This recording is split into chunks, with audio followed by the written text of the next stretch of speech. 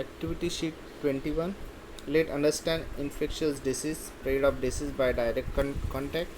Reference Standard 5, Chapter 23. Infectious disease and how to prevent them. Let's take a look. Infectious disease. Infectious disease म्हणजे काय? संसर्गजन्य रोग आपण त्यांना म्हणतो. मदर्स बर्न्स और grandpa backache are not pass on from them to others. आईला जर कुठं चटका लागला असेल किंवा आजोबांचं जर पाठ दुखत असेल तर त्यांना जो त्रास होत आहे तो दुसऱ्या व्यक्तीला नाही होणार. However, one has to take care to stay away from people who are ill with the flu, influenza, cold, ringworm, scabies, chickenpox. तर सपोज एखादा आजारी असेल, ज्याला एखाद्याला फ्ल्यू असेल, कोल्ड असेल म्हणजे सर्दी खोकला, रिंगवॉर्म असेल, स्कॅबीज असेल, चिकन पॉक्स असेल, तर आपण अशा व्यक्तींपासून थोडं लांब राहायला पाहिजे. This disease spread from one person to other. हे जे डिसीज आहेत एखाद्या व्यक्तीला झाले तर ते दुसऱ्या व्यक्तीला पण होऊ शकतात, कारण ते स्प्रेड होतात. Such a disease are called infectious disease. अशा डिसीजला आपण इन्फेक्शियस डिसीज असं म्हणतो. They are cause by microorganism. आता हे जे इन्फेक्शियस डिसीज असतात हे मायक्रो ऑर्गॅनिझम म्हणजे सूक्ष्मजीवांमुळे होतात. Every infectious disease is cause by specific micro organism or germs.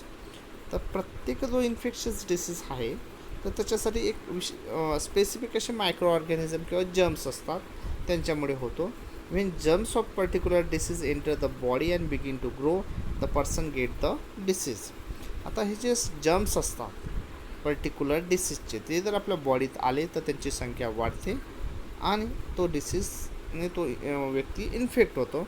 Wien person has a cold, the germs from the body spread in the air when he cough or sneezes.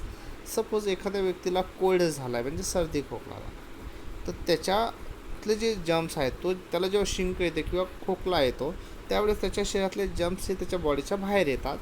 Wien this germ enter the other people bodies they can also get the diseases.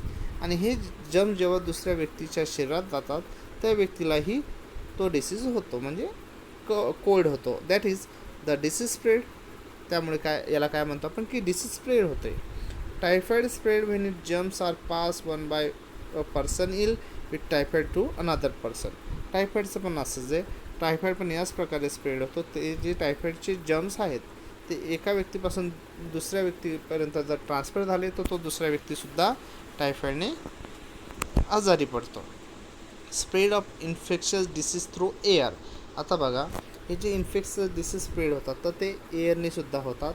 The germs of disease like influenza are present in the spit or saliva of the person who has the disease. आता एखाद्या व्यक्तीला influenza झालेला असेल तर त्याचे जे डिसीजचे germs आहेत ते त्याच्या थुंकीतनं, त्याच्या लाळीतनं ते स्प्रेड होतात. म्हणजे तिथे ते जर्म्स प्रेझेंट असतात, त्याच्यामुळे ते आपण जर थुंकलं किंवा ती लाळ त्याच्यामुळे ते स्प्रेड होऊ शकतात. When he cough, spit or sneeze they enter the air with the tiny droplets of saliva or spit.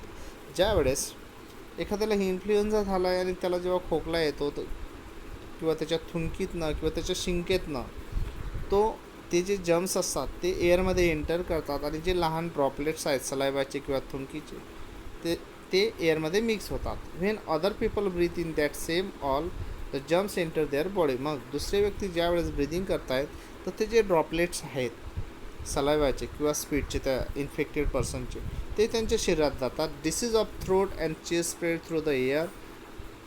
तर अशा प्रकारे थ्रोट आणि चेस्टचे जे डिसीज आहेत ते अशा प्रकारे एअर थ्रू स्प्रेड होतात. एक्झाम्पल आहे त्याचं ट्युबरक्युलोसिस, स्वाईन फ्लू हे एक्झाम्पल आहे. That is why we are told to cover our nose and mouth when we cough or sneeze. त्याचमुळे ज्या वेळेस आपल्याला कफ म्हणजे खोकला येतो किंवा स्नीज शिंक येते त्यावेळेस आपण आपलं नाक आणि तोंड हे रुमालाने झाकलं पाहिजे. Spread of disease through water. आता बघा वॉटरने कुठले कुठले डिसीज स्प्रेड होतात. The germs of disease of the intestine like typhoid, cholera, diarrhea are also of jaundice are present in the feces of the affected person. तर typhoid, cholera, diarrhoea किंवा जॉन्डाईस सारखे जे disease आहेत हे इंटेस्टाईनशी म्हणजे आतड्याशी रिलेटेड डिसीज आहेत. याचे जे जर्म्स आहेत ते फिसिस म्हणजे विष्टामध्ये सुद्धा प्रेझेंट असतात. If faeces get mix with the water the germs in it also enter the water.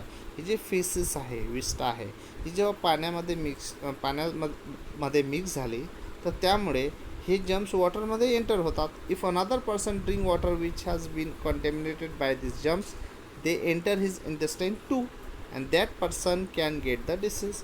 आणि सपोज अशा म्हणजे ही जी विष्ठा पाण्यात मिक्स झालेलं एखाद्याने वॉटर ड्रिंक केलं तर ते जम्प्सने ते वॉटर कॉन्टॅमिनेटेड झालेलं आहे.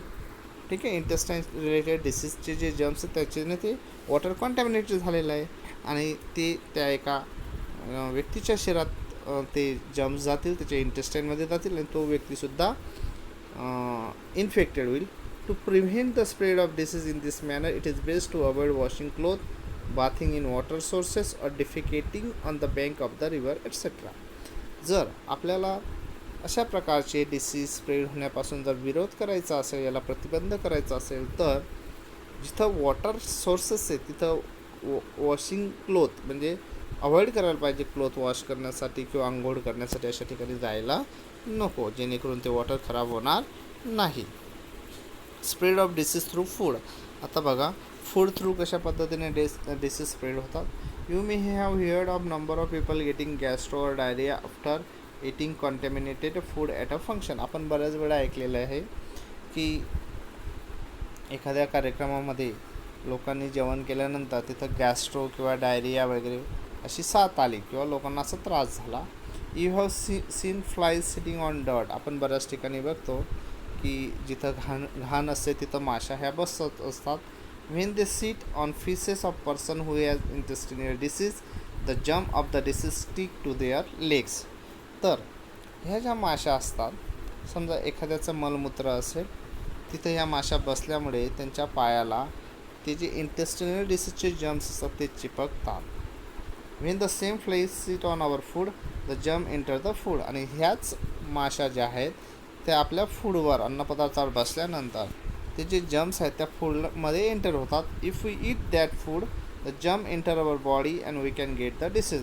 आणि हे फूड जर आपण ईट केलं, खाल्लं तर त्यावेळेस हे जम्प्स आपल्या शरीरात जातात आणि आपल्याला डिसीज होतो. That is why it is important to always keep our food cover. म्हणून की आपलं जे फूड आहे हे आपण कवर करून ठेवणं, झाकून ठेवणं खूप महत्त्वाचं असतं. Disease spread through food also. म्हणजे फूड थ्रूसुद्धा डिसीज हा स्प्रेड होऊ शकतो. This is also called food poisoning. याला फूड पॉयझनिंग असं म्हटलं जातं. You have seen flies sitting on dirt. When they sit on the faces of person has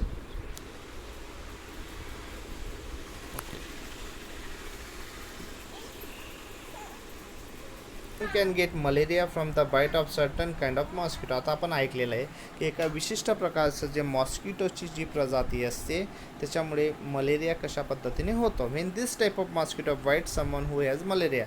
तो विशिष्ट प्रकारचा मॉस्किटोने जर एखाद्याला दंश केला तर त्या व्यक्तीला मलेरिया होऊ शकतो. The malaria jumps in that person blood enter the mosquito body with the blood it सक.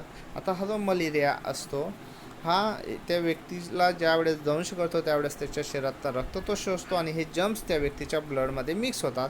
If this mosquito bites another person the malaria jumps enter that person body too and he too can get malaria. आणि हा mosquito ज्यावेळेस दुसऱ्या व्यक्तीला दंश करेल त्यावेळेस ते जे जम्प्स आहेत मलेरियाचे ते त्या दुसऱ्या व्यक्तीच्या शरीरातसुद्धा एंटर करतील. Insect like mosquito and fleas spread disease. तर मॉस्किटो आणि जे फ्लीज म्हणजे माशा ह्या काय करतात, डिसीज स्प्रेड करतात. That is why we must stop such insect from breeding. म्हणून अशा प्रकारचे जे इन्सेक्ट आहे त्यांची वाढ आपण रोखली पाहिजे. Spread of disease by direct contact. आता डायरेक्ट कॉन्टॅक्टमुळे कुठल्या प्रकारचे किंवा कशा प्रकारे डिसीज स्प्रेड होतात ते पाहू आपण. Ringworm, scabies are disease that affect the skin. Ringworm, scabies हे डिसीज आहेत, हे स्किनचे रिलेटेड डिसीज आहेत. Their germs are found on the skin.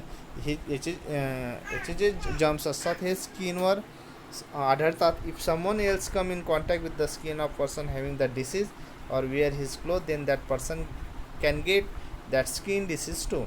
समजा एखाद्या व्यक्तीच्या स्किनवर अशा प्रकार म्हणजे ज्याला डिसीज झाला आहे, तर एखाद्याला रिंगवॉर्म स्केबीज झालेला आहे, तर त्या व्यक्तीच्या स्किनवरती जम्प्स असतात.